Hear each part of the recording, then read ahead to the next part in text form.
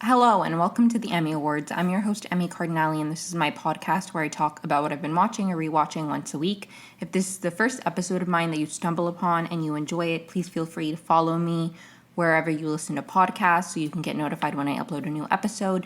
If you're listening to this on YouTube, like and subscribe so you can also get updated when I upload.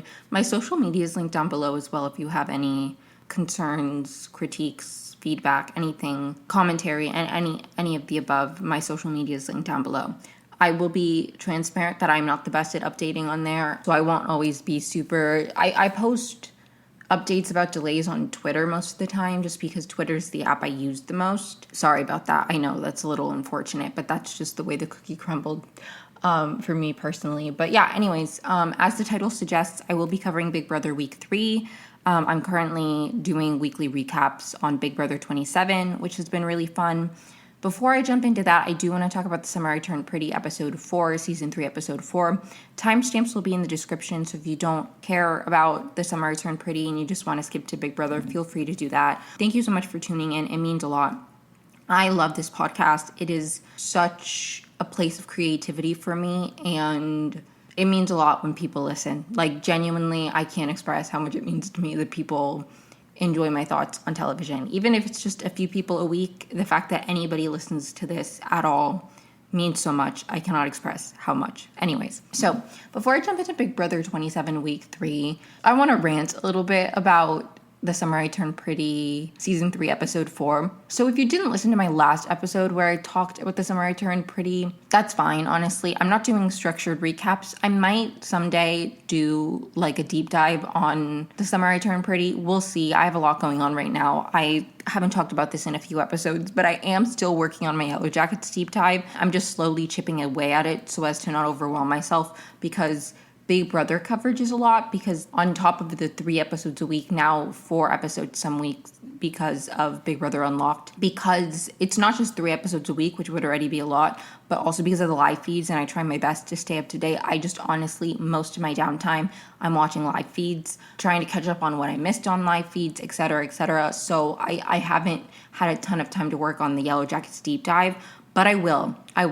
I'm slowly chipping away, watching a few episodes here and there, and once I get through my rewatch, the recording part won't be too difficult, and then I'll slowly edit it as well. So, anyways, that's coming, but maybe if I have some downtime after the Yellow Jackets deep dive, and once The Summer I Turned Pretty is wrapped up, maybe one day I'll do a deep dive, because I do really enjoy those. That's probably like my favorite kind of projects I do for this podcast. I like a weekly recap as well, but I love doing just like a comprehensive everything that happened in the season, tracking the narrative arc episode. Those are some of my favorites here on this podcast. So maybe one day I'll do that for The Summer I Turned Pretty. When season 2 was airing, I thought about doing that. I told myself I would do it once the strike was over and you could talk about or it wasn't like when the SAG-AFTRA strike was happening in 2023, actors and writers and everybody in SAG and also with the Writers Guild weren't allowed to talk about projects. So I pivoted to reality TV because I didn't want to talk about something that like the people who worked on it weren't able to talk about due to the strike. So I didn't want to at all in any way cross the picket line. And I told myself I would do like a deep dive once I could again, but then time got away from me. Maybe one day I will. I feel like I'm back in The Summer I Turned Pretty mindset. But anyways, sorry for that unnecessary disclaimer at the beginning. But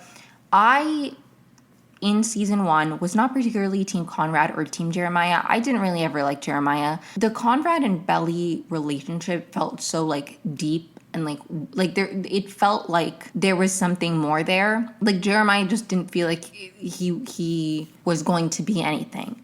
He has become more than I thought he would. And I don't want to discount what Jeremiah and Belly have. So I'm not trying to say that like I don't know. I don't know. It's hard for me because it's like I can understand people who have their reservations about Conrad and don't think Belly should end up with Conrad. I have a harder time understanding why those people then think Jeremiah is right for Belly. Like, genuinely, that is the part where Team Jeremiah people really lose me. I don't like Jeremiah. To full transparency, he really pisses me off as a character. But it's just like, I don't understand. It feels like the critiques people have of Conrad, it's like, I don't understand how then Jeremiah is the better option. Like, that's where people lose me. It's like, if you're like, okay, I don't think Belly should be with Conrad, okay, that's fine. I don't really, like, do I love Conrad and am I pulling for their relationship? I am. But I understand the critiques people have of Conrad. I just don't understand how people have those critiques of Conrad, but then are so forgiving of Jeremiah. Like, that's the part where people lose me, because it's like, I understand that people are like, Conrad wasn't a good boyfriend to Belly. Conrad hasn't been in Belly's life for 4 years. He doesn't really know her. But it's like, is Jeremiah the better option? Like, Jeremiah, who has been in her life for 4 years, but knows her so little that he would betray her the way that he did. Like, that's really where people lose me, because what do you mean that you think Jeremiah, like, I don't know. I also, something that really pisses me off, people talk about, like, in the books, it was a 2-year time jump. In the show, it's 4 years, and people are like, that makes Laurel's hesitation even less realistic because, like, they're 21. I still think it's weird to get married at 21. Or, okay, I'm not saying every single human being who gets married at 21, they're destined to fail. I don't like thinking in that black and white terms, but it's just like, is it a little bit more odd? Yes. Like, I understand the critiques of, like, it's a little odd that they would be so, like, insistent of, like, no, we can't wait, when it is, like, just maybe, like, wait a year for you to graduate, whereas in the books it's like they're like sophomores. I don't really care. Anyways, sorry, on to episode 4. So Jeremiah, Belly, it's her birthday. I love that Belly's a Gemini. Brings me so much joy. I really don't like Jeremiah and Belly together. I don't. Like, he gets her a birthday cake. Okay, first, he's an intern. Good for you. Happy for you. I will die on the hill. I don't care. All the Jeremiah defenders being like, it's not that big a deal, he's graduating a semester late. I will die on the hill that it is actually a big deal. Not that he's graduating a semester late, because I graduated a semester late. The reason it's a big deal is because it is objectively, or maybe not objectively, I don't want to, whatever. In my opinion, it is very irresponsible that he didn't know he wasn't graduating. Also, can I just say, and maybe this is an unpopular opinion, but most of the things Conrad did to hurt Belly, the ways that he failed to show up for her, were in moments of deep pain. Or even when people clown on him for being fired and they're like, Jeremiah didn't get fired on his first day, like Conrad. It's like, the ways that Jeremiah has fallen short are out of pure immaturity. He wanted to party. He didn't tell Belly. Like, all the things that he's done wrong, in my opinion, are more character flaws than the things that Conrad has done wrong. Like, Conrad hurt Belly in moments of deep pain. Jeremiah messes up. That's different to me. It's different to me that Conrad made a mistake because he was worried about Steven and lost his job, which, like, I do think he should have gotten fired, or at least, maybe not fired, I don't really know, like, at least a warning. I do think that was a mistake, because the doctor did give him a warning, being like, hey, if you need to take the time, please do. And he didn't, and then he made a mistake. I understand why she let him go. But that is fundamentally different to me than Jeremiah, because he wanted to party and, like, enjoy his life. You know what I mean? Am I crazy? Like, I just think the things that Jeremiah does wrong, the mistakes he makes, the context in which he makes them, in my opinion, are very often worse than the ways that Conrad hurts Belly. Conrad hurts Belly because he very often fundamentally misunderstands, like, what she needs, and he thinks that not having him in her life, or, like, you know, like, I don't know, or he's just going through a lot. Like, Jeremiah makes mistakes and hurts Belly, and I can't stand Jeremiah. Anyways, he when he buys her a cake, he's like, I went right before closing. I drove 90 miles an hour just to get you this cake. Like, okay, maybe don't break the law, okay? Like, he's irresponsible. He's cringy. I don't like him. Their relationship feels so sex-driven in a way that, like, and I understand, I can acknowledge that I personally have a bias against Jeremiah because something about him irks me. Okay, I can acknowledge that. But it just feels like Jeremiah does certain things that if Conrad did them, the team Jeremiah people would lose their minds, and they'd be like, he's like, it's just like, I can at least admit that I have a bias, okay? And certain things Jeremiah does, if Conrad did them, maybe I wouldn't dislike them. But Anyways, why I'm getting into all of like the discourse instead of the actual show. Sorry. Anyways, I really didn't like that. I really hated him trying to convince Laurel to be okay with their wedding. Like, here's the thing. And this is not an original thought, okay? I'm not like the first person to say this. But it is immature if the whole concern is, hey, you guys aren't mature enough to get married. You're not ready. The way they reacted just proved Laurel's point, because a mature response would be, I understand your concerns. If you don't want to adjust, if you genuinely stand firm and you're like, no, I thought this through, like a mature response to somebody being like, I don't think you're ready to do this very big thing, is not to be like, you don't know me, I'm going to do it anyway. It's to be like, it's to acknowledge their concerns. That would have made a world of a difference if Belly said, I understand why you're worried. Instead, they're just like, I don't understand why she would be worried.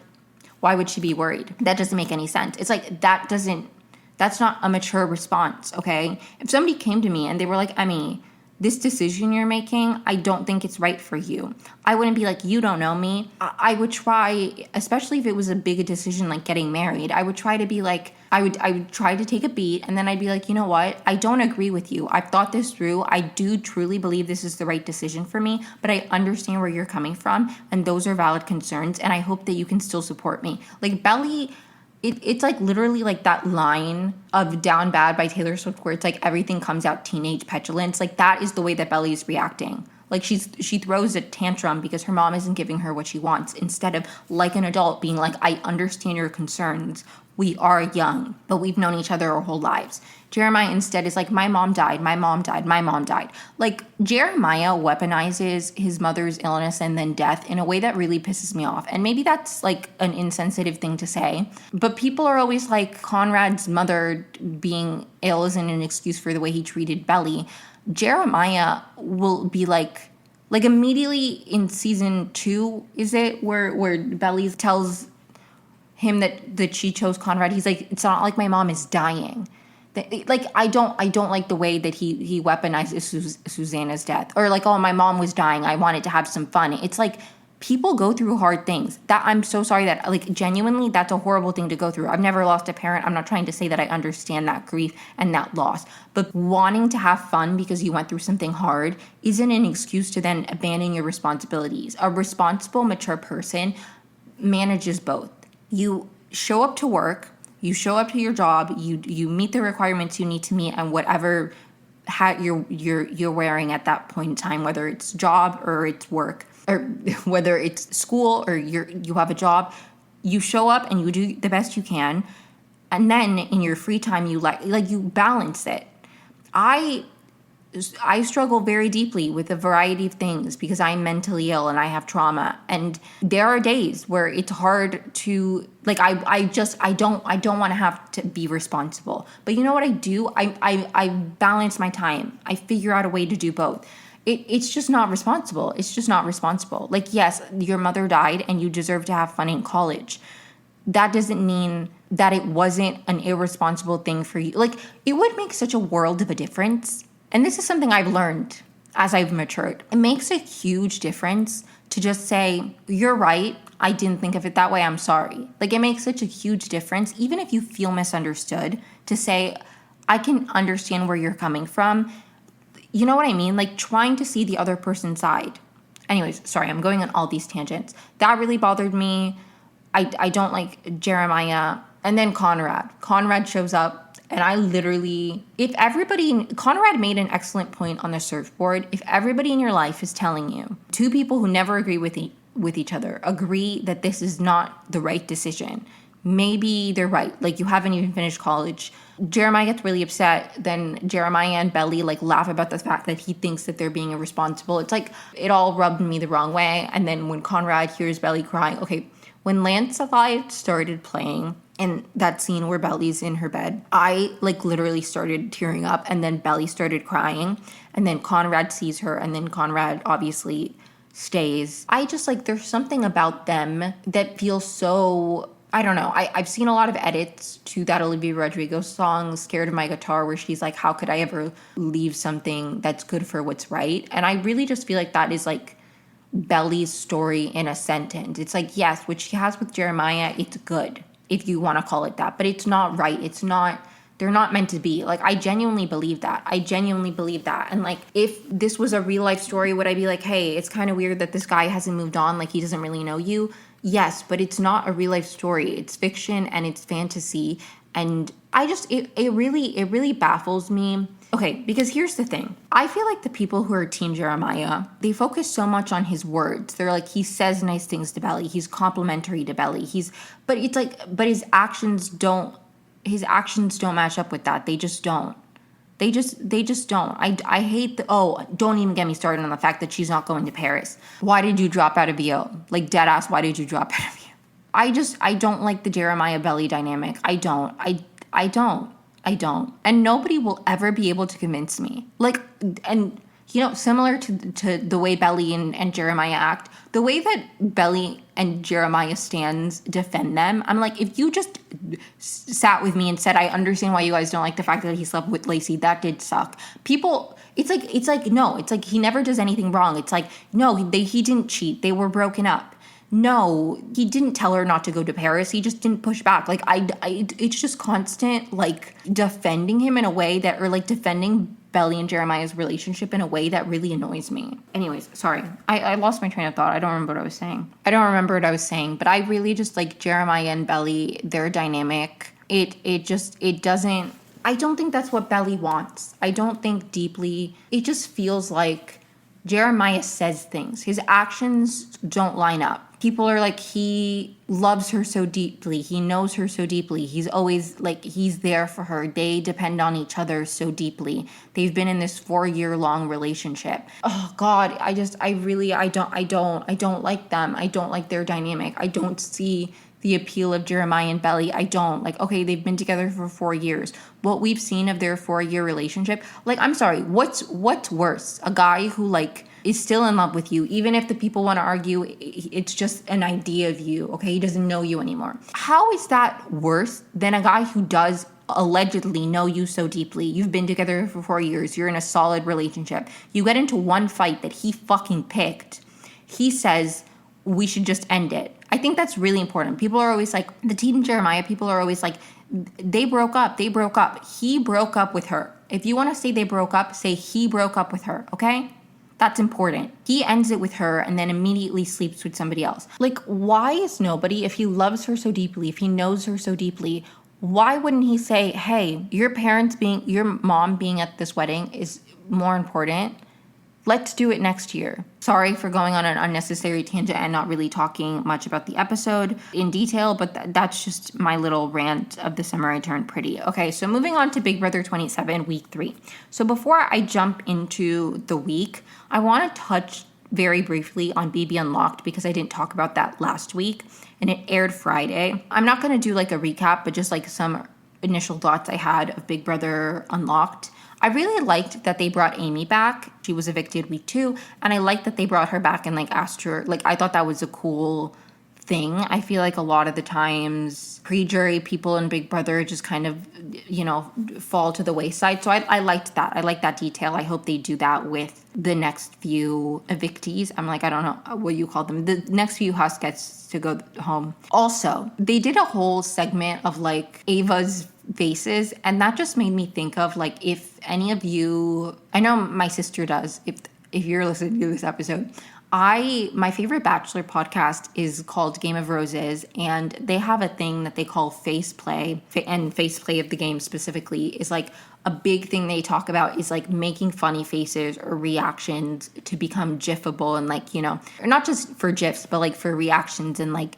if you make a face, you'll be on screen more, and like that's just, it's a thing. And when somebody makes a good face, they call it face play of the game. And I was like, this whole compilation of Ava like having good reactions, and like they're literally just saying she is like a really good face player. And I'm like, literally face play of the game. If Game of Roses recap this, I know Ava would get it every time. That made me so happy. I love Ava. I also really liked the segment of all of Vince's final twos. That was really interesting, especially because of stuff we saw throughout the edited episodes for week 3 as well about like Vince and all the stuff he was promising people. I like that wasn't just brought up, but like it's kind of like become a through line of like Vince is like promising people a lot of things in a way that I like appreciated that was brought up and then fleshed out more. So anyways, moving on to the actual formatted week. So on Thursday, Amy went home. In Sunday's episode, in the stuff that happened post-eviction before feeds came back, mostly we just saw a lot of people being sad about Amy because it was a unanimous vote. There wasn't as much of like,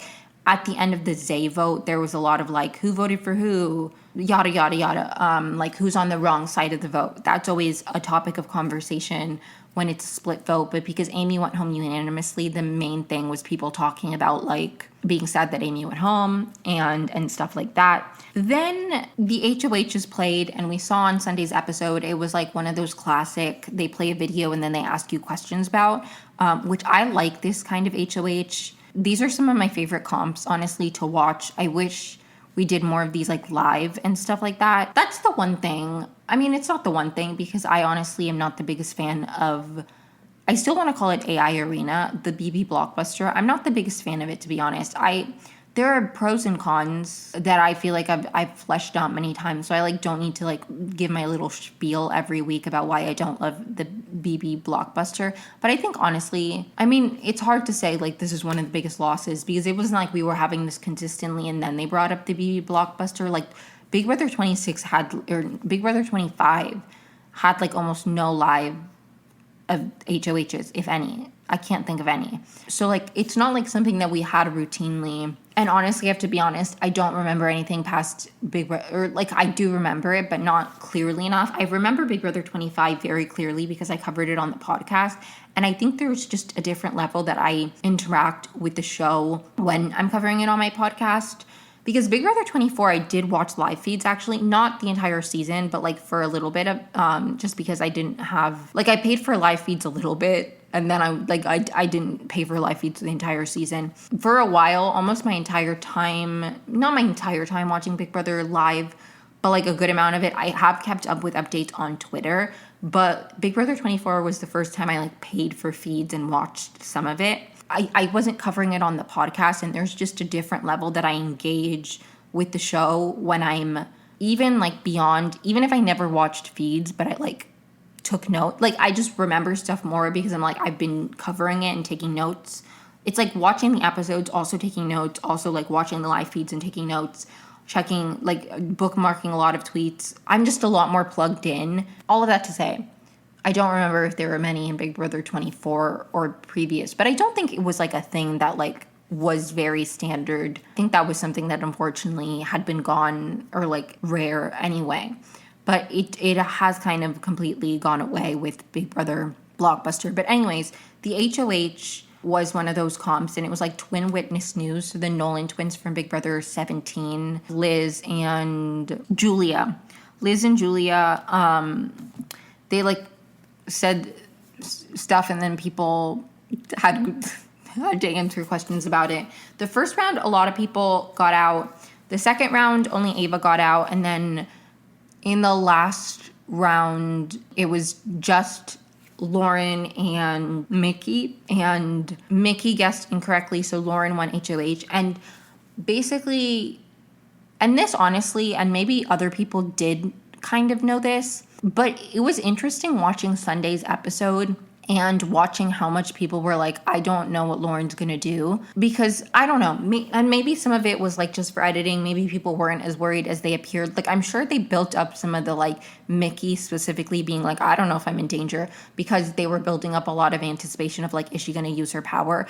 I didn't think, like that wasn't really something that I was thinking of very much, because I was like, I was surprised, honestly, when Lauren won the HOH. I was happy because I have been rooting for Lauren because she is a fan of Yellow Jackets, and that's my favorite show. And she's a super fan, and I wanted to root for her, right? Like, she had a lot of things that I'm like, I like your personality. So I was like, you know, rooting for her. But previous, like literally on Thursday's episode, or maybe, was it Wednesday's? No, it was Thursday's episode. It might have been Wednesday's episode. Don't quote me. Anyways, But like one of the last episodes at the end of week 2, there was a DR where she talked about being in the middle. So I didn't think she was going to win HOH. So when she won, I honestly, and maybe this is easier said like in hindsight, but I honestly was like, I don't think she's going to do anything that crazy. I think she'll probably do like the basics, Keanu, Kelly, and then like some third. Like I wasn't that worried, so I didn't think at all that there was a chance that Mickey was going to use her power, honestly. Because Mickey seems like a smart player, and I'm like, I don't think she would do it unless she was at risk of going up. And I don't think that, like, of all the people, that would be a name. Like, Mickey didn't seem like an option, so I was like, I don't think Mickey's going to use her HOH. Like, she'll save it.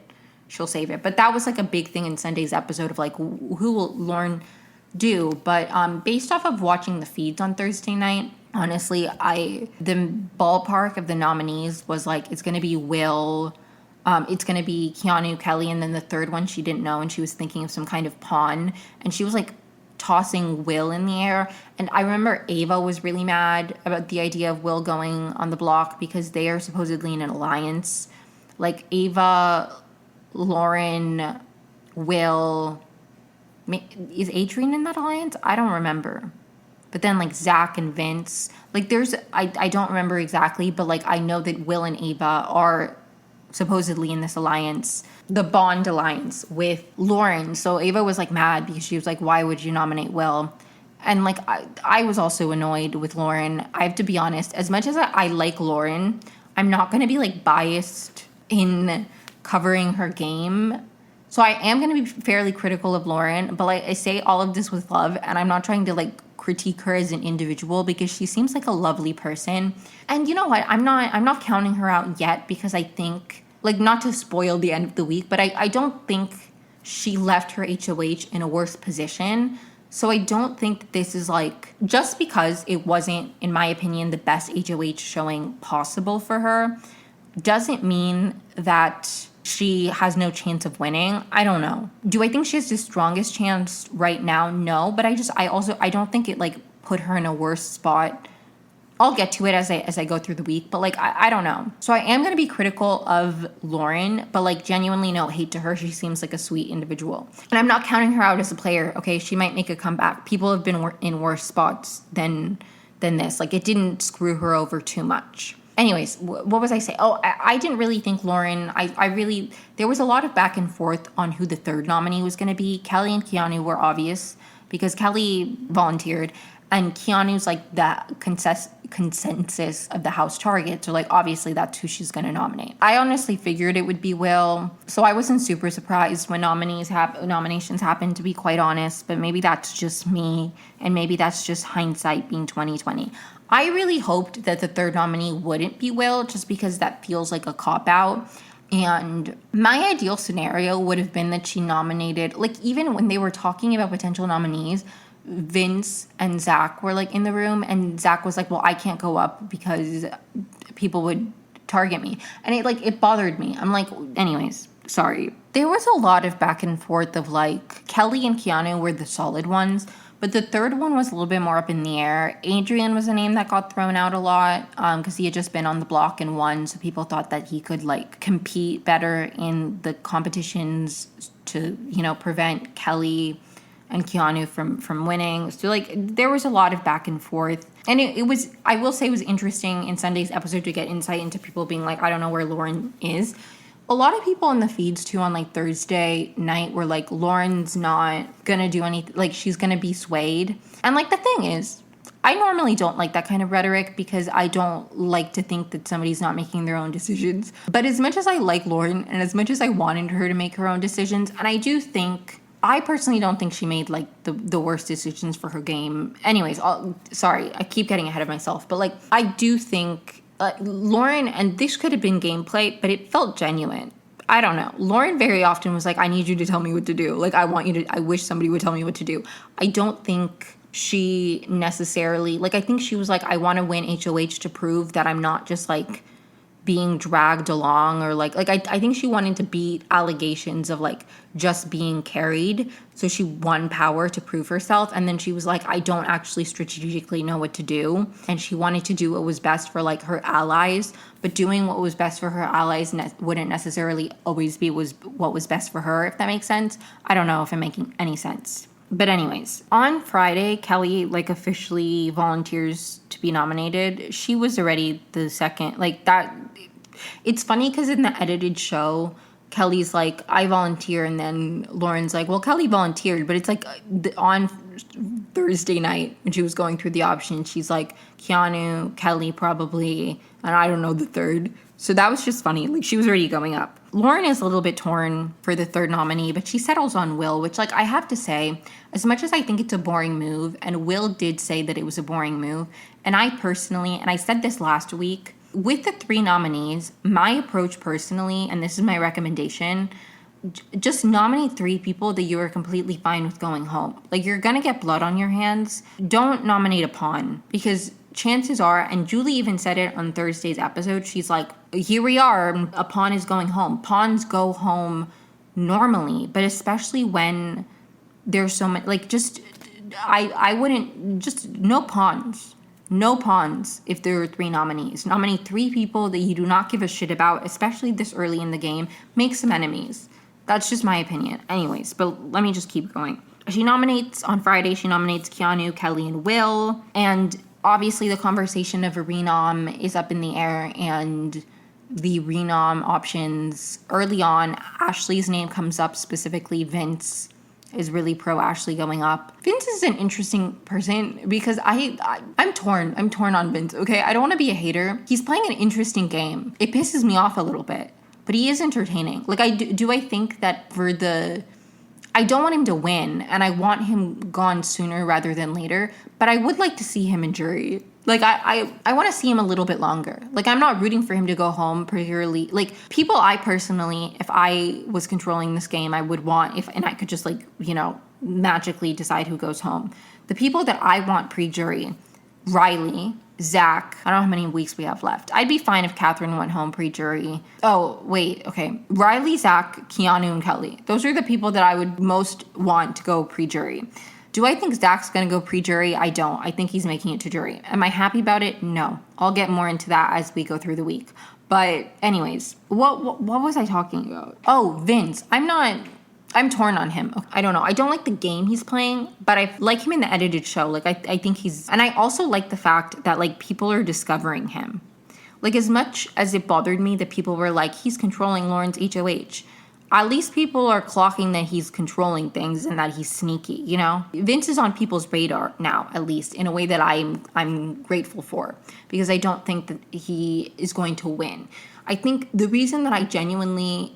Zach bothers me, but he also bothers me because he's in a good position and I don't want him to win. So it bothers me when he's doing well because I don't want him to win. But the reason I don't think Zach is going home anytime soon is because he's kind of under the radar. Nobody's like, Zach is doing... he is, overtly manipulating people, and nobody's clocking that Zach is the reason that things are happening in a way that bothers me, because I'm like Vince, at least people are like, he's controlling Lauren. If Zach sways Lauren, or Zach sways, or Zach causes chaos between Morgan and Mickey, they don't clock that Zach is that. That's why it pisses me off. It's good gameplay, but it annoys me personally because I don't want him to win. Anyways, sorry for all these unnecessary tangents. Vince's name begins to come up throughout the week, and yeah, okay, that's all I have for Friday. For the veto on Saturday, the names were drawn, and Vince's name, okay, and they showed this in Sunday's episode, but Vince was promising people left and right that he would use the veto on them, that he wouldn't use the veto, blah, blah, blah. He was making promises left and right about if he would use the veto, if he wouldn't use the veto. He told Lauren, I wouldn't use the veto. He told Kelly he would use the veto on her. He told Keanu he would use the veto on him. He told Will later, I think on Friday night, he also told Will at some point that he would consider using it on him. He was just making promises left and right. So I liked this in Wednesday's episode. They showed this, and they also showed in the DR, Keanu, Kelly, and Lauren all simultaneously saying, I want Vince to get drawn for the veto. That was so... I really like that edit. It's those kind of things that make me want Vince not to go home, because I'm that's good television, and I'm excited to see Vince's inevitable downfall, you know what I mean? Not to be a hater, but I don't really mind being a hater. To be quite honest, I don't really mind being a hater. Okay, so some miscellaneous stuff from after nominations that I don't have dates written for. Basically, because this stuff happened like in the edited episode, like the DRs and stuff, Kelly is talking in the DRs after she gets nominated about how Lauren owes her. She's like building a resume. Kelly, I'm so torn on Kelly as well because I find her really enjoyable in the edited show. Like, I have to be honest, I find her funny. There's just something about a player who makes such stupid decisions and keeps putting themselves in danger and still being fine that pisses me off to no end. I'm like, I just can't, like, it would be different to me if Kelly was just being nominated because people were like, we want her out, in the way that people keep nominating Keanu because they want Keanu out. Kelly is just like, yeah, nominate me, I don't care, in a way that pisses me off, but also I find really funny. So anyways, but it cracks me up that she's like, these people owe me because I keep being a pawn for them. It's like, no, actually, you keep volunteering. I do think, and I don't think that game relationship is really gonna be the same, but like I do think, for example, if Will was like, Lauren owes me, I did her a favor being a pawn, I really want to do that, I was in danger, like that I would understand more. Kelly, it's like, girl, you just keep volunteering. At this point, you're volunteering for like everybody's HOH. Like, who aren't you volunteering for? It's not like she has a few allies. Like, when she in the first week volunteered to Vince, she was like, you're my closest ally, people will not think that we're aligned and I can save myself. I thought it was stupid, but it's like, okay, that's your closest ally, you're trying to throw off the scent. It felt a little bit more strategic. Now she's just like, you know what, fuck it, I can keep winning comps, just put me on the block. And it's like, you kind of put yourself in that position. Like, I would understand, I still think it's stupid, but I understood the logic a bit more when she was like, hey, Vince, you're my number one. This will make people think we're not aligned, and this way you don't have to get blood on your hands. That I understood more. Now it's just annoying to me. But also interesting because I feel like I didn't gather much of the way Jimmy was thinking about the week on feeds, and maybe other people did, and I just like didn't watch enough of Jimmy on feeds. But it was interesting in the edited show getting Jimmy's perspective of like how he was feeling about the week, because obviously people were upset that Amy went home. He got himself into a better position, he felt good. Jimmy's kind of like playing the middle where he's good with like Lauren, Catherine, those people, but he's also good with the Rachel, Mickey, Morgan, Ashley side of the house. So Jimmy's perspective throughout the edited episodes, that was interesting to me. Ava and Rachel have a final two. They showed that in BB Unlocked as well. I just forgot to mention it. That was really exciting. That was super exciting. Ava is my number one. Like, I know I said, I think it was in the first episode that I talked about this, the first episode that I covered Big Brother 27, I said, like, Lauren is my number one. Ava's my number one. I love Ava. I find her so entertaining on feeds. Like, she's one of my favorite people that have been on the show, just, like, in terms of, like, I really vibe with her personality, and I also love the way she's playing the game. So, Ava's my number one. I really, like, I'm not giving up on Lauren yet, but, like, if I had to, like, bet on one person, it would be Ava. And then there's other people who I think are playing the game, but I would personally be less happy if they won, just because I really like Ava and I would be really happy if she won. But there are people who I think are playing a good game, and if they won, they deserve it. Hell, I don't want him to win. I really don't want him to win. But if Zach makes it to the end and he wins, I do see a path where he could earn it. And that upsets me. That makes me root against him more because I don't want him to win. I'm sorry, okay? I'm sure he's a lovely guy. I'm not rooting for him. I need a woman to win this season, and I need it to... Anyways, sorry. Before the veto names are picked, Keanu asks Adrian if he would use the veto on him, and Adrian's like, I don't know that I would use it on anybody. Lauren probably just want to get more blood on her hands. And Keanu calls Adrian a selfish player. This happened in Wednesday's episode, and that was so unserious to me. I'm sorry. You told everybody that you were coming after them. Why would he want to go to bat for you? It's also just stupid. If you win the veto, you're safe. Unless one of your closest allies is on the block, don't do it. Like, for example, Ashley tells Will, like, Will and Ashley have like a rapport, and Ashley gets picked in the veto draw. Well, actually, technically, Will's name is picked, so then he gets to pick somebody, because there's no house guest choice with the 3 nominees. It's just like if one of the nominees' names gets picked, they pick somebody. So he picked Ashley, and Ashley did tell Will, if I win, I will use it on you. That's different to me, because like that makes sense to me, because Ashley was obviously, and she knew that she was likely going to be an option for the renom. So if Ashley's safe too and she can save Will, like that makes sense. Then force Lauren to nominate somebody who's not like on their side of the house, you know? Also on Wednesday's episode, there was a whole thing on the Morgan, Zach, Lauren love triangle. This is one of the reasons I don't like Zach, because the way he plays with the women's emotions really pisses me off. I'm sorry. Like, maybe I'm a hater. I don't care. I find that annoying. I find it. But anyways, Saturday, playing in the veto are Vince. His name is picked. And like I said, there's like a edit that I really liked of like Keanu, Kelly, and Lauren saying, I want him to get picked, because he had kept promising people things. And then Ashley, because Will's name comes and he picks Ashley. Ashley says that she would use it on him. And I remember on feeds on Saturday being like, I really want Ashley to win, because that would be amazing. Unfortunately, okay, the veto competition is like a movie collab with The Bad Guys 2, which honestly, a lot of the times when they do those, I feel like I would be like pretending.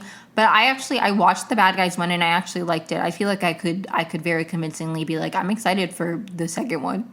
Like when I live in LA, and when I drive around, there's a lot of like movie promotions, and like when you're driving down Sunset and everything, like there's a lot of billboards for like movies and stuff. And like I've seen that one for The Bad Guys 2, and I honestly have been like, oh, I didn't know they were making a second one. That's exciting. Like I liked the first one, genuinely. I thought it was a cool movie. So I would have actually been really excited for this. Rachel was really excited because her kids loved the first one, which I thought was really, really wholesome. But anyways, it's like they have to go through lasers and then get a crystal and move the crystal across the lasers back, and whoever does it the fastest wins. Lauren wants to win, obviously, so she can keep noms the same. Keanu wants to win so he can save himself. Ashley wants to win so she can take Will off. Will wants to win so he can save himself. Vince does not want to win, but he also doesn't want to throw it so obviously that it looks like he threw it, because of the way they do the times now. If you know the lore, before Big Brother 25, the way they used to like display these competitions was they would do all of the times and they would just do a random order. So it'd be like, okay, this person has 16 minutes and then the next person has 8 minutes. Like, ooh. But then the next person would have like 7 minutes. You know what I mean? So it wasn't like you just had to wait until all the numbers were released to see if anybody beat. Like, anyways, in Big Brother 25, they stopped doing this. Allegedly. This is, you know, because there was a deaf contestant and they did like a hearing-based competition. And he really struggled with it. So after, like literally starting with that season, they just did the top 3. They had never done that before. And they just kept doing it. I guess because if they went back to the old way, it would be like too obvious that they changed that because they didn't want to show how much Matt's time was. I don't know. But anyways, so in the top 3, Vince is in 3rd. So he's like happy because he's like, okay, I didn't win, but it looks like I tried. Lauren is in 2nd, and then Keanu wins, which is worst case scenario for Lauren and for honestly most people, because Keanu's the person people want gone the most. And now there's an even smaller chance that somebody that they actually want to go will go, because before it was like if Keanu and Kelly remained on the block going into the blockbuster, then somebody they didn't want going home could go home. But now it's like there's less chance because Kelly could save herself. So it's like worst case scenario.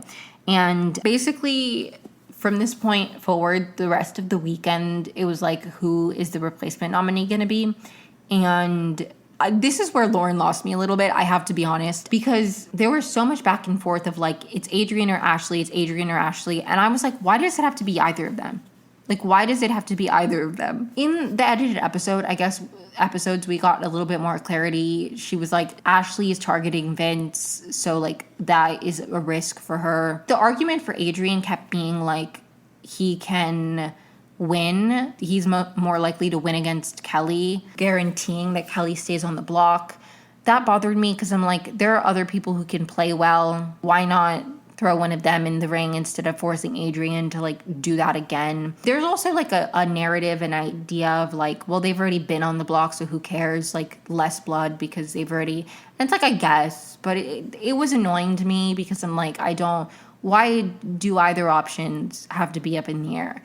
Now, she wasn't saying overtly, Ashley's an option. When they would ask her why is Ashley an option, she'd be like, I don't know. In the edited episode, we obviously get more insight that Vince was pushing it because she had told him week 1 when he nominated her, like, I'm coming for you. So, like, obviously that was a reason. I still think it's a weak reason, but whatever. So throughout the weekend, there was a lot of back and forth of, like, who will it be? And I was like, why does it have to be either? Like, I was really annoyed because I'm like, other people can win comps. You don't need to put Adrian in that position. And nominating Ashley, just like I don't know. It was a very annoying weekend because I was like, why does it have to be either?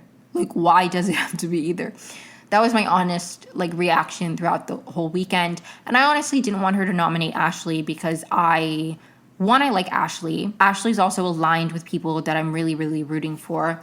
And I also just didn't think it would be the best for Lauren's game. Like, as much as I don't want to be like you're playing Vinny's game, because I understand like you're aligned with people, you don't want to go against their best interest. The idea of nominating Ashley felt very much like this is just what they want you to do. Like, why it's going to put you in a worse position. That side of the house isn't going to go after you. You're not super aligned with them, right? Like when it gets down to the end, you will be on the bottom of the totem pole with that side of the house. But like right now, you were not a target for them. So like why upset Rachel, Mickey, like that side of the house? It didn't make sense to me. It was also an outcome that I didn't want to see. Like, interestingly enough, like a lot of people kept saying her nominating Adrian would be a worse decision on Twitter. I mean, like that was like some discourse. And I honestly disagree with that. And again, maybe it's hindsight. I think, honestly, nominating somebody else would have been a better scenario, to be honest. But I think between the two, I do think Adrian was the better option because there are less people mad at her. It's like, who did Adrian have on his side, like, super batting for Adrian? Honestly, most of the people who were super team Adrian were also in Lauren's camp. Like, Adrian just didn't have enough people. Like, Ashley has a lot of people gunning for her or like on her side. Like, it didn't make sense to me personally. That wasn't something that I was particularly like, I don't know. It made sense to me. Honestly, for me, I'm like, the smarter decision would be somebody else. Like, nominate somebody else. But anyways, and they really did not show, like, the thing is, okay, I understand that the edited show needs to condense a lot. I just find it a little bit annoying, and this is not an original thought. Many people have said this. I find it really annoying that the Wednesday episodes are now an hour and a half, and instead of getting more like a game, there's a lot more, like, there's a lot of fluff segments, and it's like there was so much back and forth and build up and like people coming. And I guess that maybe they don't want to, like, people coming to Lauren and Lauren going back and forth of, like, Ashley or Adrian, in a way that, like, they could have shown Lauren's conversation with Ava. I really liked that conversation that she had with Ava on Sunday, I think, because on Saturday, after the veto was played, Lauren was kind of like, I don't really want to talk game, which people were obviously mad at her about. She was like, I don't know, I want to take the night to just be normal around anybody. And then Sunday, a lot more game conversations were had, but I'm like, I wish they had shown more of that because there was genuinely, like, a lot of people went to work on Sunday. Like, I feel like on Thursday's episode, there was like one DR from Jimmy where it was like, we really went to bat to make sure, and I'm like, they could have shown that though. Like, there was so much that happened on Sunday that swayed Lauren, and it was a lot of back and forth, and maybe they didn't want to show that, but it's like, it was, the way it was captured in the show was so condensed. And like, anyways, the conversation, she had a conversation with Ava where Ava, honestly, I think this week, as the season progresses, Ava is really, in my opinion, proving more and more how, like, good of a player she is, and why I personally think she has a really good chance of winning if things stay the way they are. But Ava's just really, in my opinion, good at talking about the game in a way that's like, this is what I think.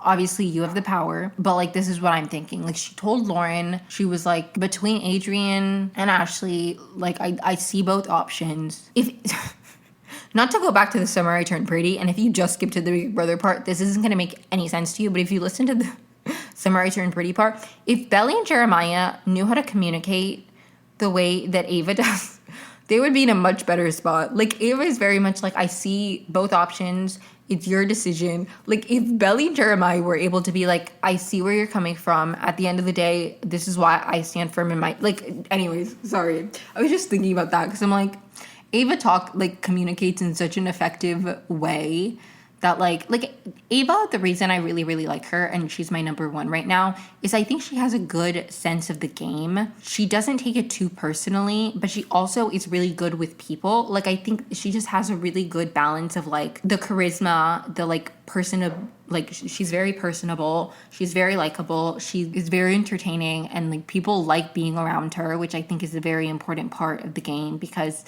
you can be good at the game, but if you rub people the wrong way, then you're going to have a really uphill battle. Like, the way she thinks about the game and communicates game-wise is also really good, but she also has that really good, like, personal dynamic with the other people in the house. And, like, I love Ava. Anyways, so Lauren has had a lot of people, like, back and forth, like, trying to get in her ear to sway her one way or the other. And like, even the people who, in my opinion, I don't think that they were trying to do it, they weren't in any way trying to be pushy, or like, there's just something about the way that Ava communicates that I do really think got Ava's conversation with Lauren, where she was like, basically what I think between them, like, she went through the scenarios very objectively and then gave her opinion. She was like, Adrian, less people would be mad at you. She even like apologized. She was like, I was honestly a little, she's able to be like, yes, I was honestly kind of upset at the idea of Will going up, but it's your HOH. Like, she just talks about the game in such a smart way that I really, really love. I really love Ava. Like, I just wish we had gotten more of the like back and forth. In that conversation, for example, Ava's like, right now, if you had to nominate, gut instinct, and she says Ashley.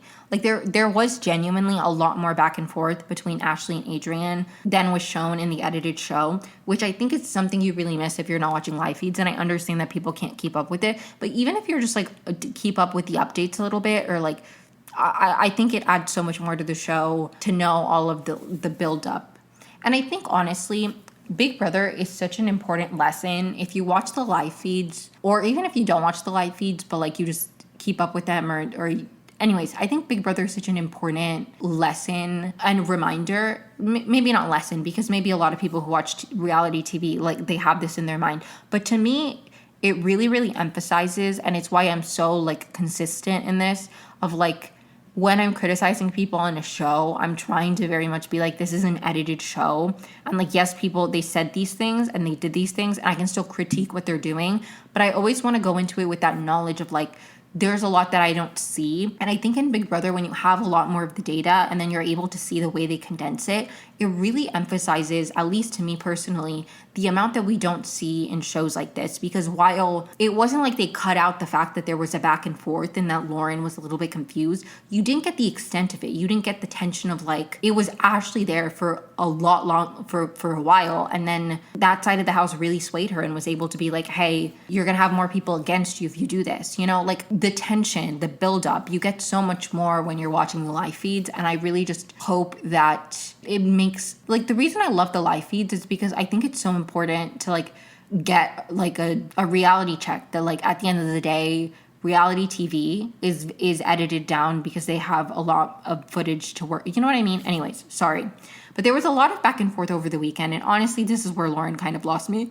But then she got me back because I liked the decision she made in the end, to be honest. But I was kind of thinking, I think the thing that got me the most was so many people were like, Lauren, don't let somebody else control your HOH. And I was like, honestly, Lauren is too nonchalant about people thinking that somebody's going to control her HOH.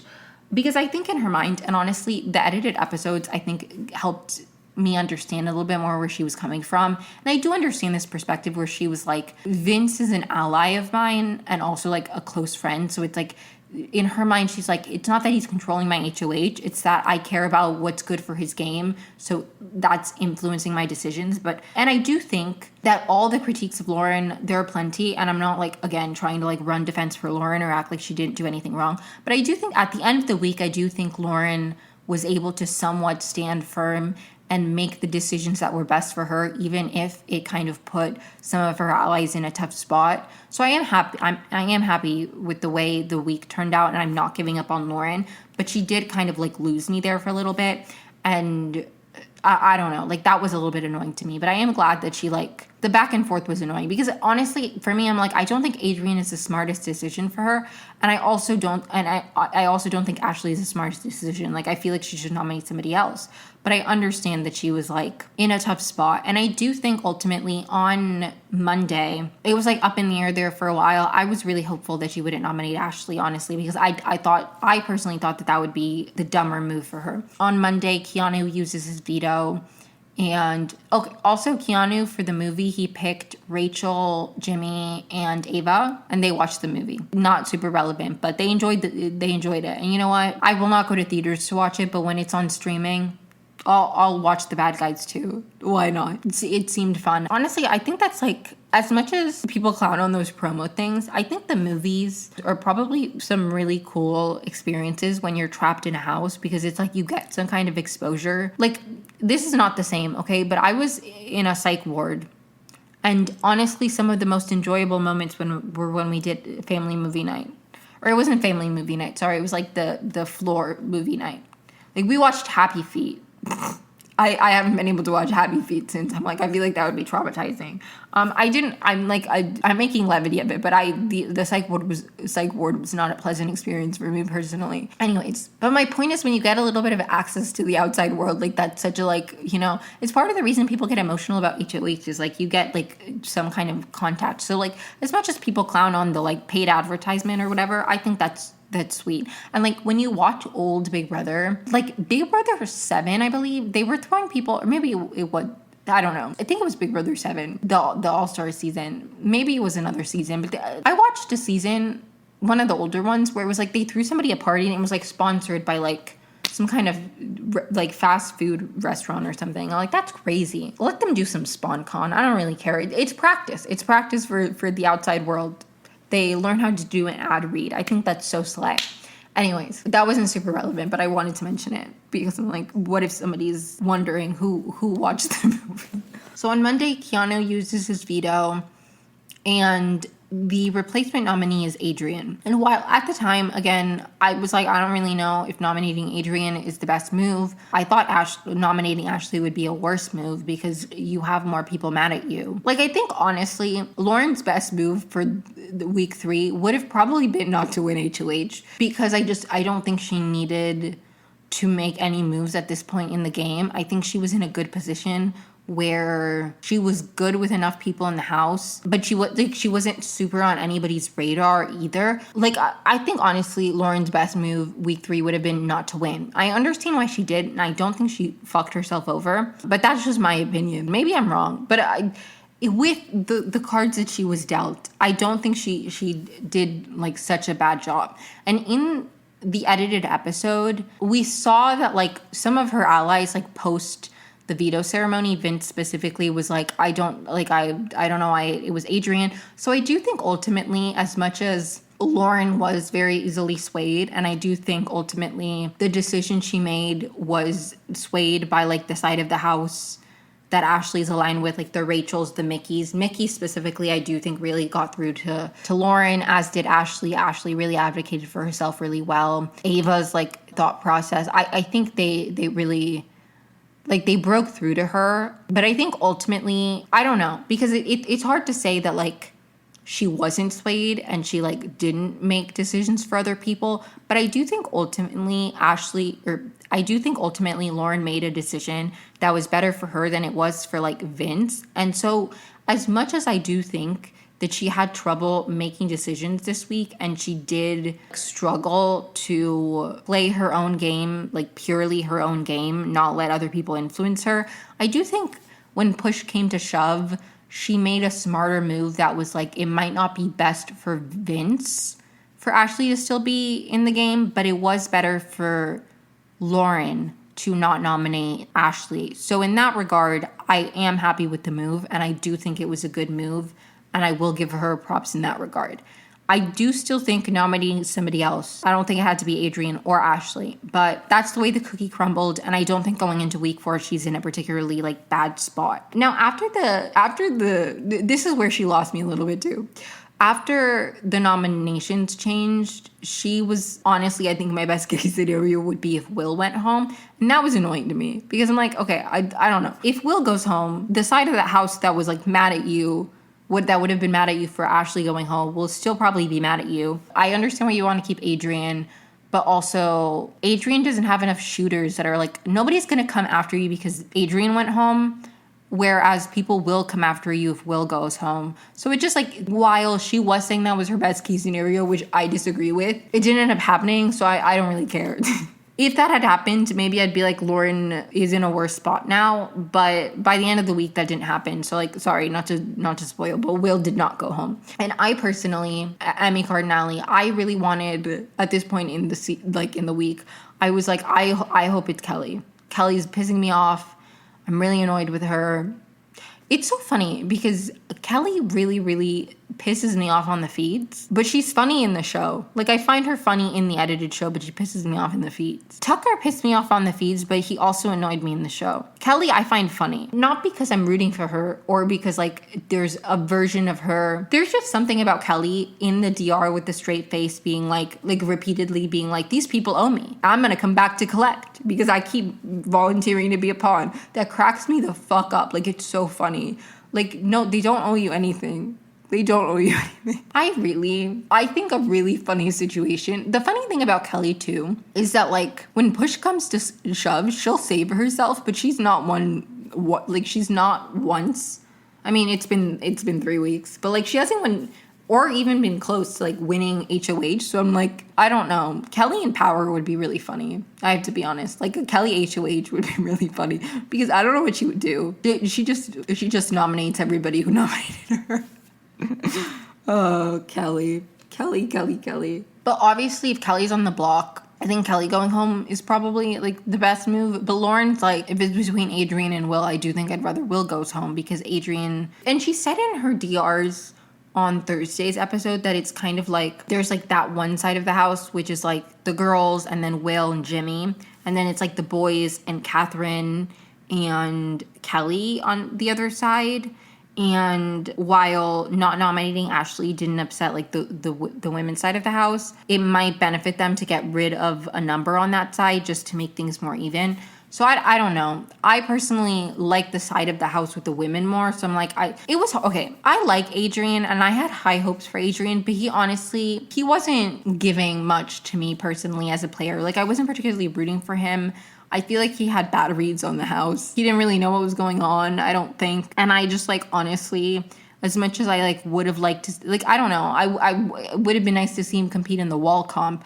But honestly, Adrian as a player, personally for me, watching, kind of fell flat. So I wouldn't have been particularly devastated with any of the outcomes for the week. I really wanted Kelly to go, to be quite honest. Like, it's getting to a point where she's pissing me off. But I wasn't particularly, like, I wouldn't have been particularly really sad. I think I would have been sad if Will went home just because I feel like he was in a shitty spot. I would have been sad if Adrian went home too, just because he seemed to want to play. But from, like, a purely game perspective, if I'm not thinking about, like, the people that I want in the game, because Adrian, honestly, from a purely game perspective, I was not super invested in his game and I didn't really mind him going. I would have preferred he not go over Kelly because he seems to care about it more than Kelly does. Kelly's like, put me up every week in a way that I feel like, you know what I mean? Like, there are people who I'm like, you seem to care and you seem to want to play the game. So in that regard, I wish that you had been able to stay. But from a purely game perspective, in terms of, like, who they're aligned with or, like, the way they're playing, I wasn't rooting for anybody. So my ideal situation was Kelly going. But between Adrian and Will, I think I would have been a bit more sad if Will went home just because he's aligned with the people that I'm rooting for.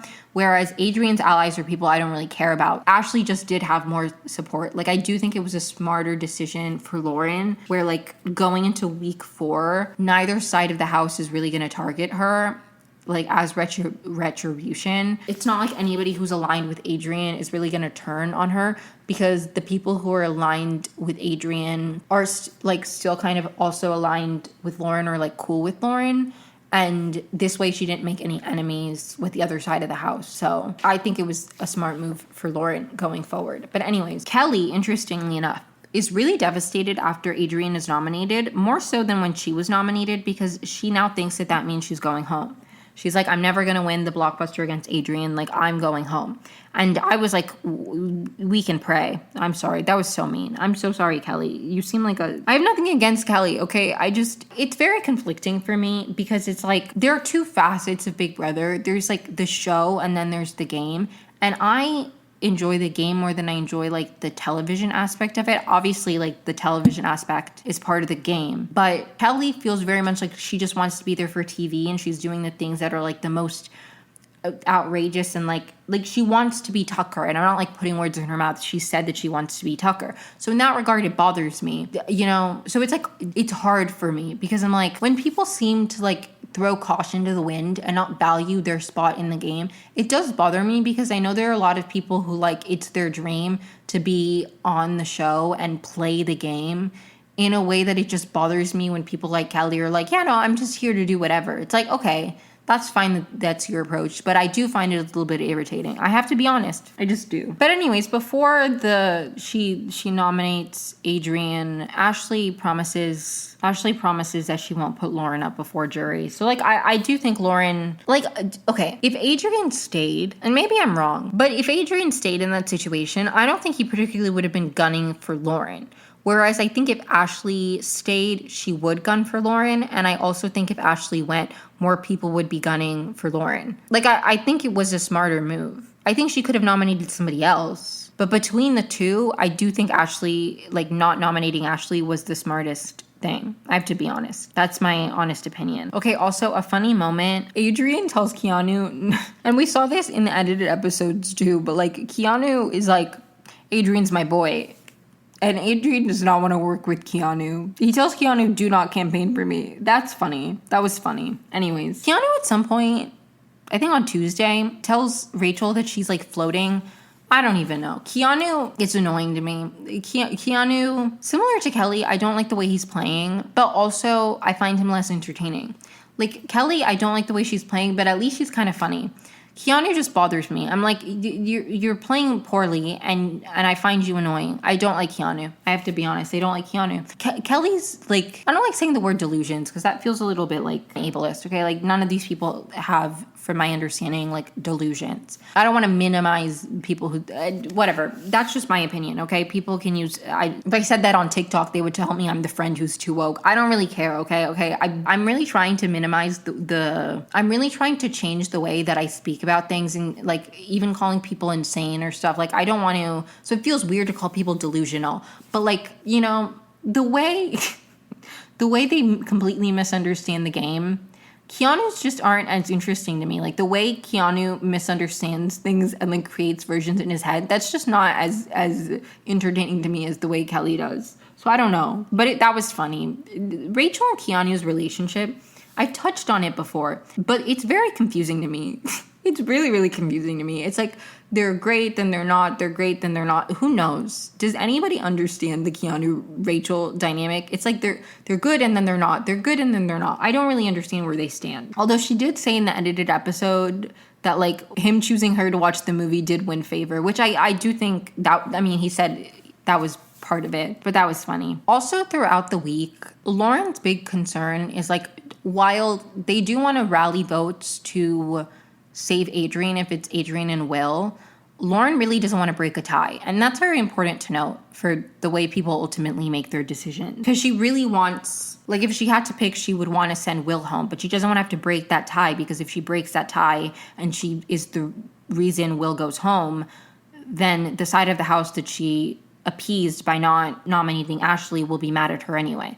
So she does not want to break a tie. So while she wants Will to go home, she's trying to rally enough votes so it's not a tie. So that's important to know. On Wednesday, this is super important to know, and like we didn't see it in the show, but Ava, and maybe they'll show it maybe they'll show it on like Sunday's episode or something, like they'll do like a flashback, but this was, obviously they didn't have time, but on Wednesday, there's a lot of back and forth. Lauren doesn't want to break a tie.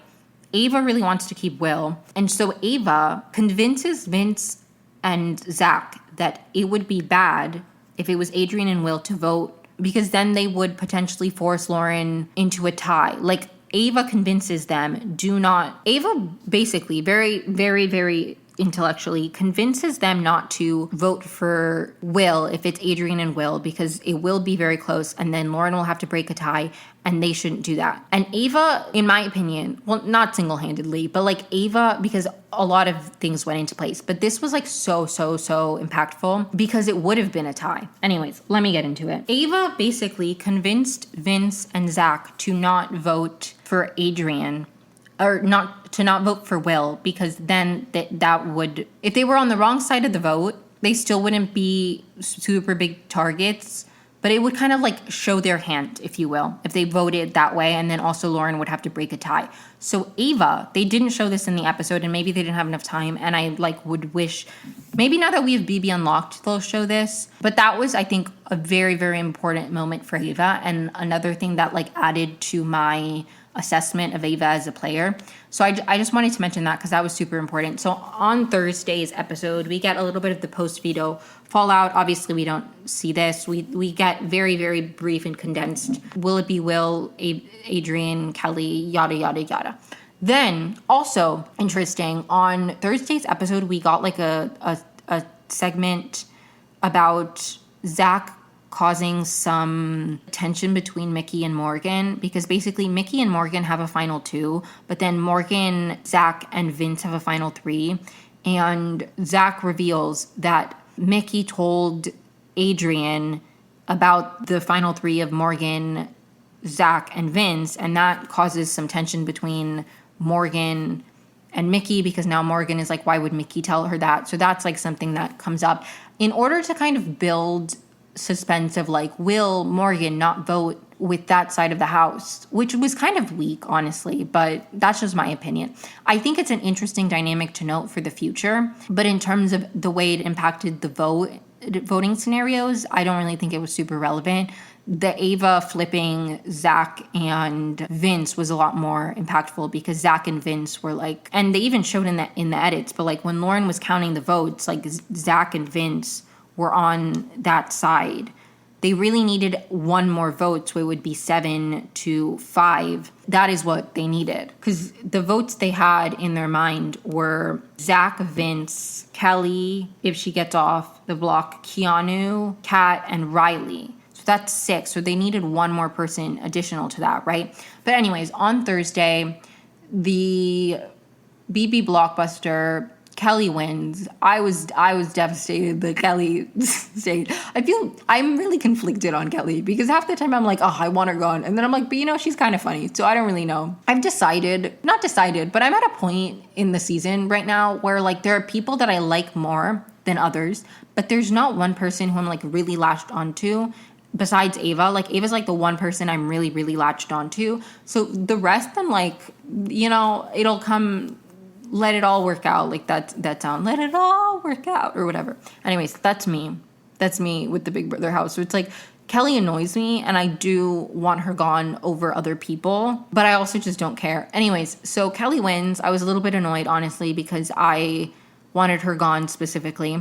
Of the 3, that was my ideal scenario. The votes were as follows. Vince goes first, and he's very conflicted, and then he votes for Adrian. So at that point, it's like, okay, it looks like Adrian's going home. Mickey is next. She votes for Adrian. Morgan votes for Adrian. There's like a little like, will Morgan vote against Mickey? No, she didn't. Morgan votes for Adrian. Keanu votes to evict Will. Catherine votes to evict Will. Zach votes to evict Adrian. Riley votes to evict Will. Jimmy votes to evict Adrian. Ashley votes to evict Adrian. Ava votes to evict Adrian. Rachel votes to evict Adrian, and then Kelly votes to evict Will. So Adrian is evicted 8-4. And Ava really single-handedly is the reason it wasn't a tie, because she convinced Zach and Vince that it wasn't, like that it would be too risky, because even if they were on the wrong side of the vote in an 8-4, they wouldn't be targets. But if they were on the wrong side of the vote, then they would be targets. Like basically she was like, there are more people on that side, like that side is coming for first. Do not wrong that side. Like it's pointless. And then if you break a tie, like it's just, anyways. And you could really tell that it weighed on Ava because she was like crying very hard when it was Will and Adrian, because I don't think she wanted Adrian to go home, but she convinced them, like, if it's Will and Adrian, like, I think it really weighed on her because she kind of pushed. Anyways, but that's the way that week 3 happened. All in all, I'm kind of sad that Adrian went home, but I'm like, from a game perspective, I'm not that sad. I wish him the best. I hope that he can leverage being on the show into whatever he wants it to be for him going forward. I don't think Lauren is in a particularly great spot post her HOH. Like, I don't think it helped her a ton, but I also don't think it hurt her. Like, I don't think she ends the week with more enemies. I think she made the move that was best for her and not necessarily was best for Vince. So I'm glad in that regard. Ava is really, as the weeks go on, she's my number one. Like, the way she maneuvered that whole thing, and again, just the way she's able to be like in those conversations, she's like, guys, this makes, like, she's so smart, but she's also very likable. Like, I just think she's in a really good spot right now. And I'm so excited to see the way the rest of the season plays out, and specifically her gameplay. I really, really like Ava. So she's the person I'm like really rooting for. I still like Lauren. I'm excited to see where what I would want for Lauren is, and I know that she would maybe kind of be on the bottom of the totem pole of the Morgan, Mickey, Ashley, Rachel side of the house, but I do kind of wish she would detach from like the Riley, Kat, Vince, and Zach side of the house, but I don't really know. We'll see. But those are my thoughts. Sorry if this episode was a little bit all over the place. Aren't they all lately? But you'll hear from me next week. If you have any comments, concerns, feedbacks, critiques, my social media is linked down below. And if you want to hear my thoughts on any other shows, you can let me know as well. I'll do a little section before the Big Brother coverage where I talk about anything else. So this week it was The Summer I Turned Pretty, but next week it could be something else if you want to know my thoughts. Anyways, thank you so much. Honestly, I will probably talk about The Summer I Turned Pretty episode 5 next week as well, because I'm excited for that. But anyways, thank you so much for tuning in. Have a great week. Love one another.